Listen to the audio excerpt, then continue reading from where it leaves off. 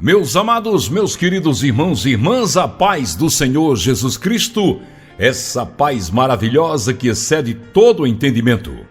Aqui é o pastor Chico Chagas, da Assembleia de Deus Pão da Vida, da cidade de Mossoró, no estado do Rio Grande do Norte.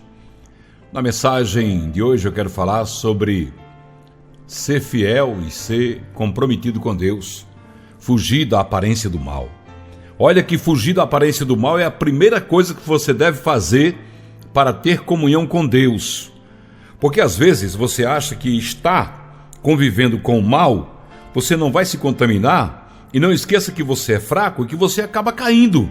Hoje eu recebi uma pergunta pelo WhatsApp dizendo assim: pastor, faz mal eu ir para uma festa junina numa residência, onde não existe mais de escultura, onde é uma festa só com comidas típicas, uma festa... Na verdade, irmãos, se nós estivermos preparados para ir para uma festa dessa, para sermos sal da terra e luz do mundo, não há mal nenhum nisso.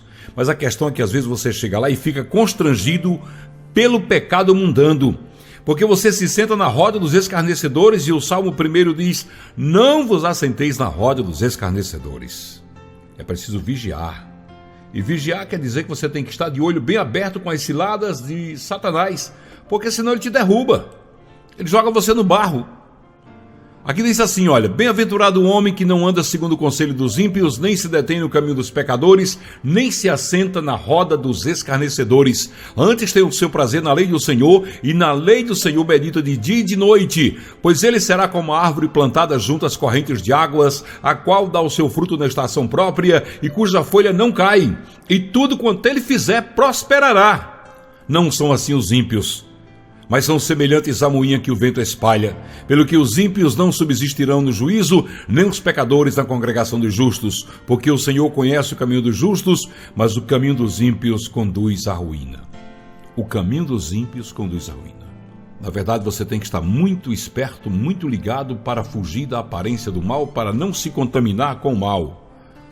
A fuga do mal é o que a palavra de Deus nos diz para fugirmos dela. A palavra de Deus nos ordena a fugirmos, a nos desviarmos e escaparmos dos pecados, pois a única coisa que pode nos afastar do amor de Deus, endurecendo o nosso coração, é a permanência no pecado, no meio do pecado. Hebreus capítulo 3, versículos 13 e 14 diz: vede, irmãos, que nunca se acha em qualquer um de vós um perverso coração de incredulidade para se apartar do Deus vivo. Antes, exortai-vos uns aos outros todos os dias durante o tempo em que se chama hoje, para que nenhum de vós se endureça pelo engano do pecado. Aí o versículo 14: porque se nos tornamos participantes de Cristo, se é que guardamos firmes até o fim a nossa confiança inicial. Por isso o apóstolo Paulo aqui, inspirado pelo Espírito Santo, afirmou: fugir da prostituição, 1 Coríntios 6,18, fuja da idolatria, 1 Coríntios 10,14, sai do meio deles, 2 Coríntios 6,17, foge destas coisas, 1 Timóteo 6,11, foge também dos desejos da mocidade, 2 Timóteo 2,22. Precisamos correr, fugir, escaparmos dos falsos ensinamentos propagados pelos enganadores que estão a serviço de Satanás, e eles estão entre nós. Leia depois na sua Bíblia Atos, capítulo 20, versículos 28 a 30, depois 2 Pedro, capítulo 2, versículo 1. Os falsos evangelhos são as falsas boas novas, as verdades misturadas com mentiras, os acertos e erros mesclados, e isso é leite contaminado, como está em 1 Pedro 2, 1, 2. Você não deve fugir do diabo e sim resisti-lo, mas para fazer isso deve se sujeitar a Deus, como está em Tiago 4, 7. Quem se submete ao Senhor foge dos falsos evangelhos, contrários ao evangelho do Senhor Jesus Cristo. Fuja do evangelho experimentalista. Aquele evangelho, vou experimentar para ver se dá certo. Com Deus não tem história de experimentar, não. Deus é santo, poderoso, e tudo que Ele faz dá certo sim. Entendeu? Não há como você, vou experimentar. Baseado em experiências exóticas. As pessoas querem experimentar o evangelho baseado em experiências exóticas, em revelações obtidas depois de pretensas visitas ao céu ou ao inferno, em técnicas psicológicas como a regressão até o ventre materno. Leia depois aí na sua Bíblia. Leia, mas leia mesmo, estude a Bíblia.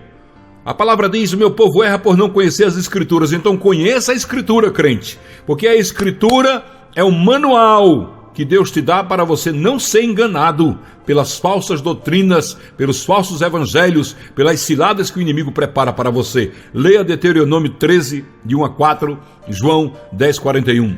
Fuja do evangelho antropocêntrico, pelo qual o ser humano é tacitamente endeusado e estimulado a confiar mais na autoajuda do que na ajuda que vem do alto.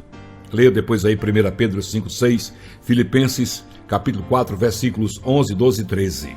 Devemos fugir também, meus amados e queridos irmãos, do evangelho da prosperidade, pelo qual enganadores, homens que estão na internet, na web, nas televisões, abrindo mão do tesouro celestial, como está em Mateus 6, 19, 21, enriquecem e levam cativas pessoas enganadas.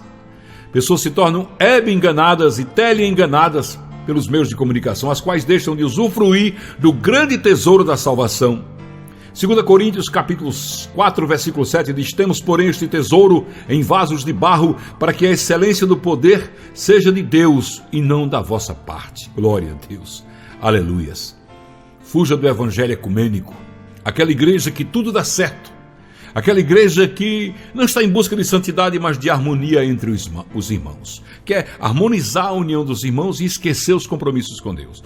Fuja desse evangelho ecumênico que valoriza um falso amor, mais direcionado, centrado em interesses próprios, abrindo mão da verdade. Há muitos pastores que querem as igrejas cheias de pessoas que não vão para o céu. João 14, 23, respondeu-lhe Jesus: se alguém me amar, guardará a minha palavra, e meu Pai o amará, e viremos a ele e faremos dele morada. Está entendendo?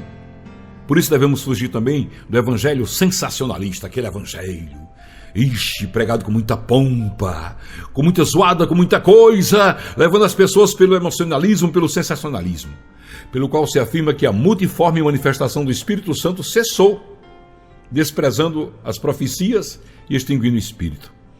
Muitos pregadores estão dizendo que as profecias foi só para aquela época, só aquela época lá. Atos 2, 38 e 39. Vamos ler aqui Atos 2, 38 e 39. Diz assim: Pedro então lhe respondeu: arrependei-vos e cada um de vós seja batizado em nome de Jesus Cristo para a remissão de vossos pecados e recebereis o dom do Espírito Santo. Está entendendo aqui? Veja o 39. Porque a promessa vos pertence a vós, a vossos filhos e a todos os que estão longe e quantos o Senhor nosso Deus chamar. 1 Tessalonicenses 5, 19, 21 diz: não extingais o Espírito Santo, não desprezeis a profecia, mas ponde tudo à prova, retende o que é bom. Existem muitas profecias nas igrejas que nós temos que desprezar porque não vêm da parte de Deus, mas devemos receber aquelas que são da parte de Deus. E como saber isso? Pedindo discernimento ao Senhor nosso Deus. Fuja do evangelho neopentecostal que banaliza os dons ministeriais, operações do Espírito Santo, levando incautos a pensarem que podem profetizar a qualquer hora, como bem entendem, e manipular a manifestação sobrenatural do Espírito. O homem acha que Deus tem que agir na sua vontade. Eu vou contar até 3 agora, olha, o Espírito vai operar agora até 3, 1, 2, 3, como se ele desse ordem para o agir de Deus. Isso não é de Deus. Fuja do evangelho farisaico, legalista, propagado e seguido por muitos líderes que comem mosquitos, mas engolem camelos, como diz Jesus. Fuja do evangelho do entretenimento, aquele evangelho que é para agradar, aquela igreja que só quer viver em festa, aquela igreja que tudo é motivo de risada e de alegria, que oferece toda a diversidade mundana no contexto evangélico, com apresentações de vale tudo, shows de hip hop, street dance, São Joãos com Cristo e por aí vai. Fuja, sai dela, povo meu.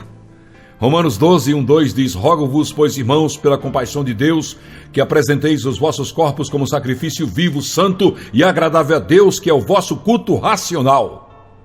Aleluia. Aí no versículo 2 diz: e não vos conformeis a este mundo, mas transformai-vos pela renovação da vossa mente, para que experimenteis qual seja a boa, agradável e perfeita vontade de Deus. Tiago 4,4 diz: infiéis, não sabeis que a amizade do mundo é inimizade contra Deus? Portanto, qualquer que quiser ser amigo do mundo constitui-se inimigo de Deus. Se você quer verdadeiramente ser um vencedor em Cristo Jesus, vencedor até o fim, fuja de todos os falsos evangelhos e atente para o qual está escrito em 1 Coríntios 15, 1, 2. Também vos notifico, irmãos, o evangelho que já vos tenho anunciado, o qual também recebestes e no qual permaneceis, pelo qual também sois salvos, se o retiverdes tal como vou-lo tenho anunciado, se não é que crestes em vão. Crê no santo evangelho do Senhor Jesus Cristo. Receba essa mensagem aí, no seu coração. Uma mensagem simples, mas verdadeira. Uma mensagem para te orientar a seguir os caminhos que Deus tem preparado para você. Fica na paz, que o Senhor Jesus te abençoe poderosamente e te mantenha firme na presença dEle, para que você seja merecedor da coroa de salvação.